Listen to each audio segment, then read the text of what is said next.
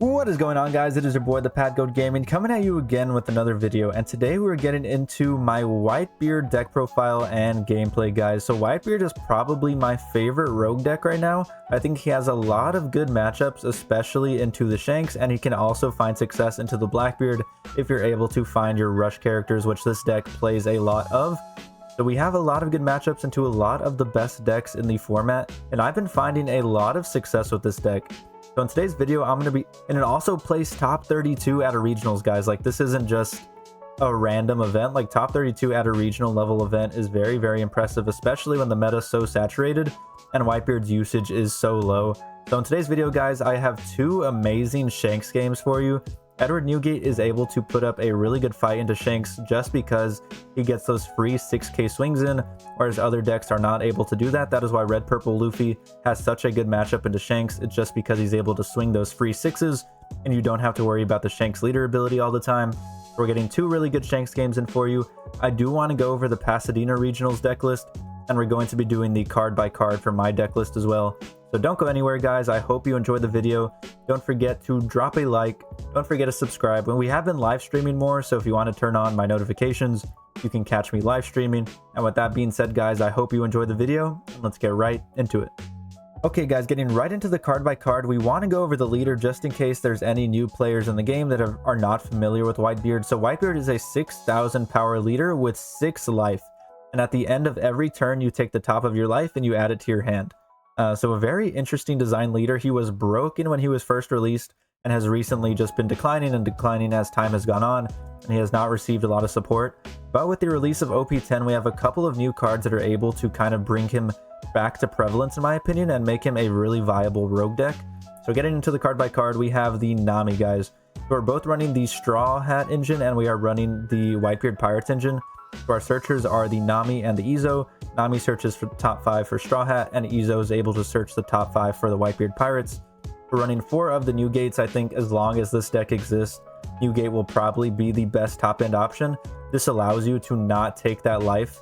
When you are when you're at 1 life, you play this down, and instead of using the Whitebeard leader ability, Edward Newgate allows you to negate your own ability and you don't take that top life.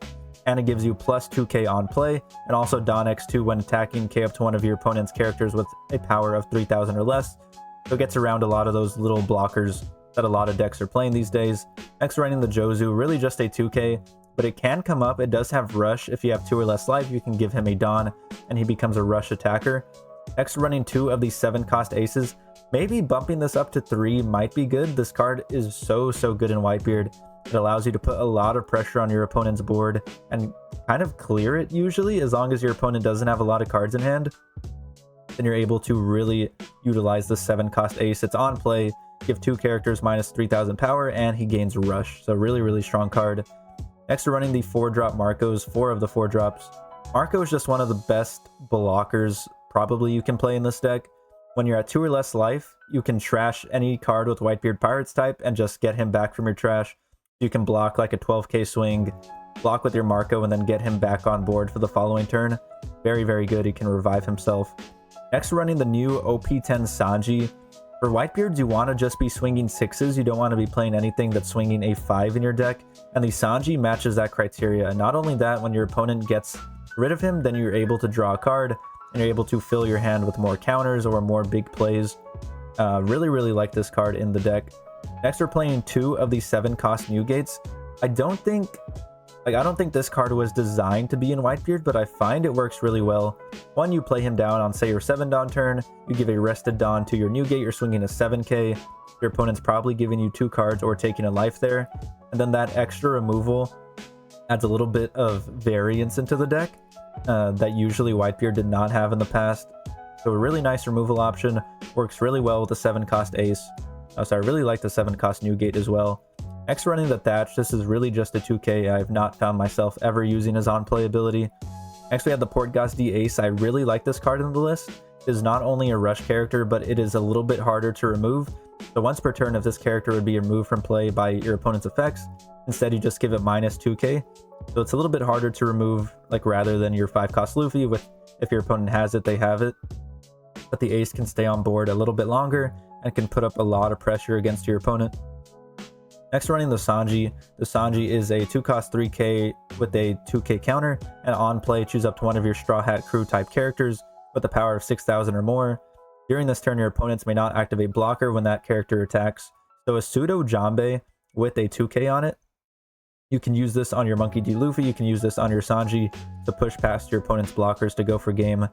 Next, we're running the 4 of Rad Beams, just one of the best cards you can run with Whitebeard. A basically one Don 4k counter, just unbelievable. Then we are running 2 of the Bad Manners Kick Course, really good for a lot of those bricky cards in your hand. Like say you're at 0 life already and you don't care about the new gate, you're able to use the 0 cost event to deal with that. And then the 2 of Guard Point, just a little bit. You can use this early game, like instead of your Rad Beam just being for late game, Guard Point can come up in the early game if you want to defend your board or something like that. So that is the list, guys. I do want to get into the Pasadena Regionals list, so let's get into that next. Just going through the Pasadena list really quick. I don't want this video to necessarily be about this list, but I want you to have access to it if you do want to try it out. So there's a lot of differences between this list and the list I am currently running. We're running the 4 of Otama, 4 of the 1-drop Chopper. We're running Nami as our searcher, the 2-cost Sanji. We are also running the 3-cost Sanji. We are not running the Tony Chopper. I think we elected, because we're running the Strawbeard package and we are running both searchers, the Nami and the Izo, I don't think we had space for the Tony Chopper because we are running some Whitebeard Pirates 2Ks. We're also running the new 4-cost Zoro from ST21. This works really well. It's able to play down your Sanjis, it's able to play down your 5-cost Luffys or your Portgas D Aces. So I don't know how I feel about that inclusion, mostly because I really don't want to be swinging anything but 6s and above with the Whitebeard. But the Zoro, I guess it's okay. I don't know if I'd play it, but obviously this guy found success with it in the Pasadena Regionals and was able to place top 32 with this deck. Next, we're running the 4 of ST21 Luffys, 4 of the Portgas D Aces, 3 of the 7-cost Ace, 3 of the Dragon, 2 Bad Manners Kick Course, 2 Divine Departures, and 4 Radical Beams. So he chose the Divine Departure over the Guard Point. That might be the better play, but Divine Departure is only able to target your leader. This isn't able to save your board. And I do like the Guard Point. It's able to defend your board a little bit. But yeah, this is the list they're running. They're not running any of the 9-cost new gates. They're just electing to go ham. They're just rushing you down and then hoping to stay alive with the Tony Choppers. They're also not running any of the Marcos. So very interesting variant of the new gate, just super rush heavy, very aggro, and then just trying to stay alive with your Radical Beams, your Divine Departures, and your 1-drop Chopper. So that is this list, guys. I will post it in the description of this video. I will make it in the sim. So if you want to check it out, it will be there as well. So with that being said, let's get right into my 2 Shanks games. Let's go. Guys, getting right into game number 1 here. This was on stream, so if you want to check it out, go and look into my live stream archives. So here we're going to start off with the Izo search. We're going to grab the 7-cost Ace. The 7-cost Ace could be good in this matchup. Honestly, before this stream, I wasn't too well versed in the matchup, but I just knew that Newgate would have an okay matchup into the Shanks just based on him being a 7k leader, and I know that the red-purple Luffy is able to find a lot of success into the Shanks. So here we're going to play down our Izo, swing an 8k with our leader, and be looking pretty good here for the next turn. He's going to swing a 6 into us. I think we're going to counter out of this. No, we just select to take it. We can take 1 life per game when we're playing against the Whitebeard. So from now on, we're going to have to counter out of these attacks if we want to be able to use our 9-cost new gate effectively. So here we're going to play a swing a 6, swing a 7 with our Monkey D. Luffy, with our ST21 Luffy, and we're looking pretty good here. We've seen exactly what we wanted to see so far. We played the Izos, we found our searchers, and we found the 5-cost Luffy. Here we're just going to elect to let the Luffy go, then he's going to swing a 7 at us. Like I said, we only want to be taking 1 life at this point, so we're going to counter out with a 2k. He has 4 Dawn up, and then there is the Lucky Roo. So one of the reasons we are playing the 7-cost Newgate is that the Lucky Roo is just kind of negated. Gets absolutely no value there. It does get to take out our searcher, but honestly, we do not give a singular flying frick about that. And then we're going to take out the Sanji. We were trying to debate whether to swing at leader there or take out the Sanji. We decided him getting a free 6k swing every turn was too much. Then he decides to swing a 13 into us, and this was a huge debate. This is at 2x speed. And I was really thinking over whether I should counter out to be able to play down our 9-cost Newgate the following turn. or just take it and try to play defensively. We have a Marco available, and we have a lot of good defensive tools in our hand. So in the end, we just decide to take the life here, go down to 0, and try to grind out the game from this position. So honestly, whenever, like, if against any other deck, the Shanks would win this game 9 times out of 10. He is still at 4 life. We're going to be going down to 0. And as you'll see, guys, we're able to grind back into this game. We almost start countering out, and then we just decide to take the life. And here we have a lot of options. So on our 9-Dawn turn, the 9-cost new gates are no longer available. And we have to be wary of the Goldie Roger, the 10-drop Shanks, the dragons. There's a lot of things that could kind of fuck us over here. But if we play correctly, we should be able to put in a lot of work. So here we're going to start off with the Nami search, find another Rad Beam. Then we're going to swing first 8k with the Edward Newgate, and then swing another 8k with our leader. We have 6 Dawn left. We're going to go ahead and play down the 4-cost Marco, and then leave 2 Dawn up for 2 Rad Beams. So we're trying to play around the Goldie Roger. Like, if he plays the Goldie Roger, we're still completely fine. We have 2 Rad Beams up that will counter out of it easily. Here we're going to block with our Marco, use his ability, trash our new gate, and get the Marco right back on board. Then he's going to swing another 9k. We're just going to give him a Rad Beam. So really good turn. Once again, we're establishing our board, and we are starting to chip away at him. We have another Marco in hand. We have a couple of rush characters we could play. We have the 5-cost Ace, the 5-cost Luffy, or the 7-cost Ace. So a lot of different options here for us. Let's see what we elect to do. We're just going to play down the 7-cost Ace, swing an 8 at the dragon, and start making him give us a lot of cards out of his hand. And we're going to slowly trickle him down. Then we're going to swing another 8 at the dragon. He's going to give us 2 more cards, and then we're going to swing. We have 1 more 6k swing with our leader. So we're electing whether to put any more Dawn on our leader and swing into the dragon, or make sure we leave 2 Dawn up for the Rad Beam and the guard point. So I think here we elect to swing a 6 at face, because at this point he's showing that he wants to keep the dragon around, as like he's willing to sacrifice anything to keep that dragon around, and we want to be able to threaten game at least a little bit the following turn. So we're going to elect to swing 6 at face here. He gives us another 2k. So even if we swung at the dragon there, he was going to protect it. And here on his 10 Dawn turn, we're still hoping that he doesn't have the Roger, hoping that he doesn't have a Shanks. He's going to play down another dragon. We're going to get 2k counter out of that one. Then he's going to swing another 9k at us. We're going to give him either a Rad Beam or a block with our Marco. We just give him the Rad Beam there, and then for his last attack, we're going to use the Marco, block with it, and then we're going to be able to trash the 5-cost Ace using his ability and getting our Marco right back on board. So here we could go for game, but we're seeing that he's leaving 2 Dawn up.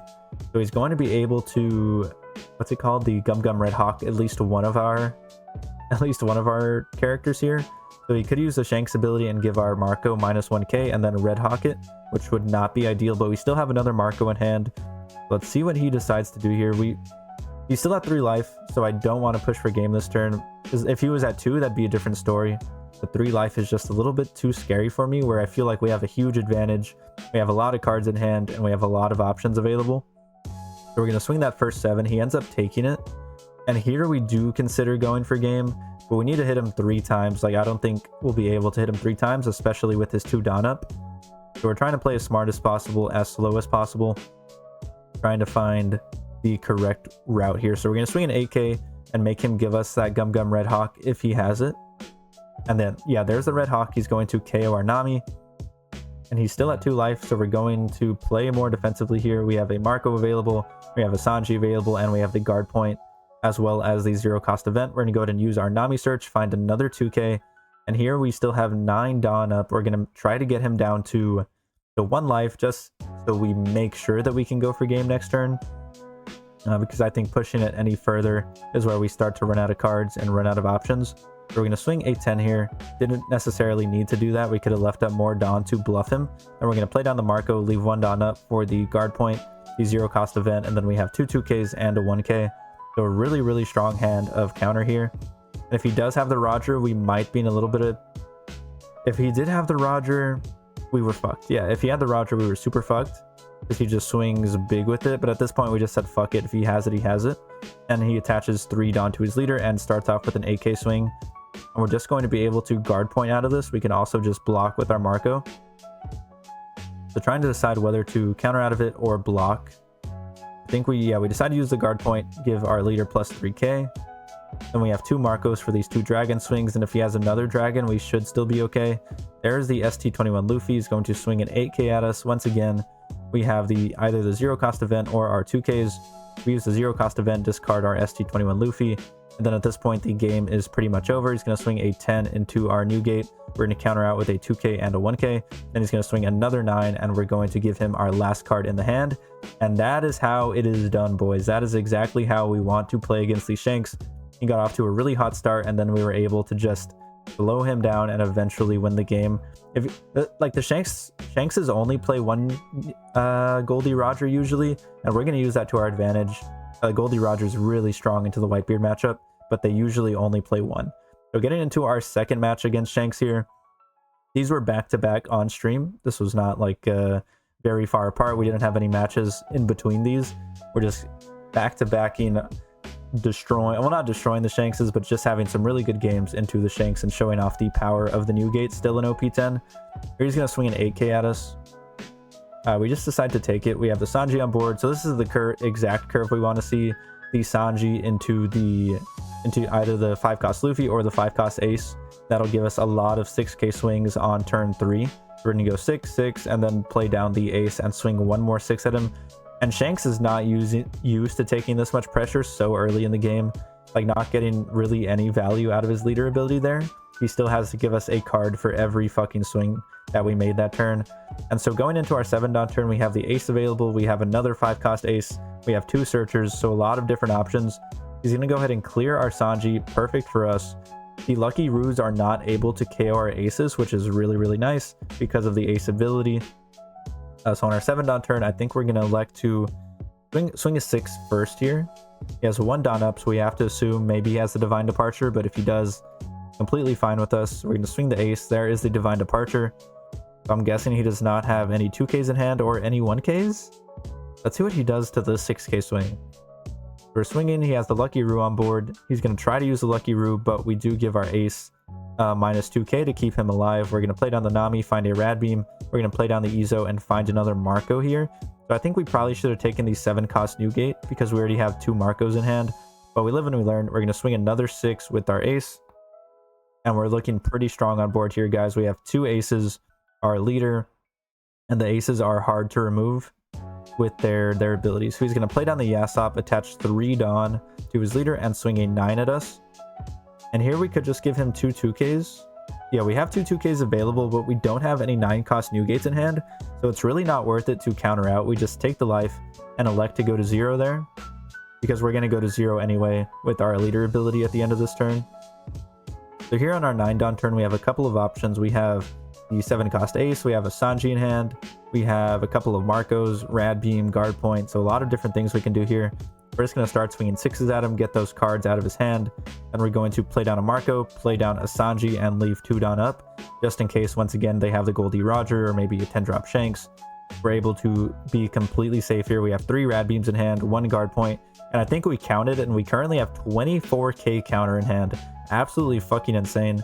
24k counter. We have a lot of pressure on board, and if he's not able to deal with these Aces, we're going to get a lot of swings into him next turn. So he's going to swing a 5, a 6, and he's going to swing his last 12k swing with the Shanks. We're going to be able to block it with the Marco, and then discard maybe the 7 cost Ace or one of our other Marcos to keep the Marco on board, and just keep repeating the cycle of using our Marcos to cycle through for our opponent.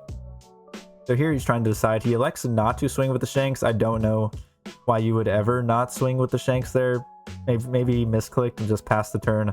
But either way, we're still in a good spot. Even if he did swing with the Shanks, we're just going to block with our Marco and discard an Ace, and it wouldn't have mattered. We're going to swing a 6 here. We don't want to give him a free counter with his leader, so we're swinging the first 6. Then we have we can leave a bunch of Rad Beams up. We can play down the 7 cost Ace and try to remove the Yasop, and then leave another Marco up and have 2 Rad Beams available. But we want to make sure we're okay. Once again, we're still worried about the Goldie Roger. If he does have it, we're a little bit fucked because we're not able to use any of our Marco blockers. We're going to swing a 5k here. He does get the free leader ability use there. And let's see what we decide to do. So he has used the free leader ability, so we can swing 5s into him with the Sanji. We're going to elect to swing a 6 into the Yasop and try to get that last 2 cards out of his hand. Let's see if he gives them to us. So he just lets the Yasop go. And then we're trying to decide what to do here. So we have 3 Marcos in hand. So we're going to swing a 7. And we're going to play down the Marco. Pass turn with 3 Dawn up. We have 3 Rad Beams, a bunch of 2Ks. I think even if he has the Roger, we're going to be alive this turn, which is absolutely fucking crazy. Because he can play the Roger. Then we go Rad Beam, counter out of the Roger swing, counter out of the Shanks swing with another Rad Beam and a couple 2Ks. So even if he did have the Roger, we were still alive. Then he plays down ST21 Luffy, or not ST21 Luffy, ST01 Luffy, which honestly I forgot existed. But either way, we still have the Rad Beams to stay nice and safe. And then he leaves 2 Dawn up, once again just using our Marco to block the Shanks, discarding the Ace or another Marco here. We're going to discard the Marco and leave the Ace in our hand, just in case we wanted that extra rush character, extra little bit of removal option to play a little bit differently here. So he has 3 cards in hand. We have 1, 2, 3, 4, 5, 6 good attackers. So we're going to start off with a 6K swing, see what he elects to do here. He does have the 2 Dawn up, kind of bluffing a Red Hawk. There's the Red Hawk. We're going to let that Marco go. So he gets out of that first swing. Then we're going to swing probably a 6 into him. We don't want to give him the free leader ability. We're going to swing what are we doing? What are we doing? So we're going to swing a 7 into him. He's going to take that. And then we swing an 8 into him. He uses leader ability, gives us 2 cards. And now we can swing a 7. We can go 7-7. I think I misplayed this here. I probably could have played a little bit safer, but we still go 7-7. And we're going to be able to take the game against the Shanks again. So once again, back-to-back Shanks wins here. He has a 1K counter in hand, and we're able to fucking take it. So those are the 2 games I had for you today, guys. Let's get right into the post game. Okay, guys, that's about it for today. I hope you enjoyed the video. Whitebeard is one of my favorite decks right now, and I never thought I'd say that, honestly, but I'm really enjoying the way the deck plays, especially into the current meta. So I hope you guys enjoyed. If you are here, make sure to comment. Shit. I didn't think this far ahead.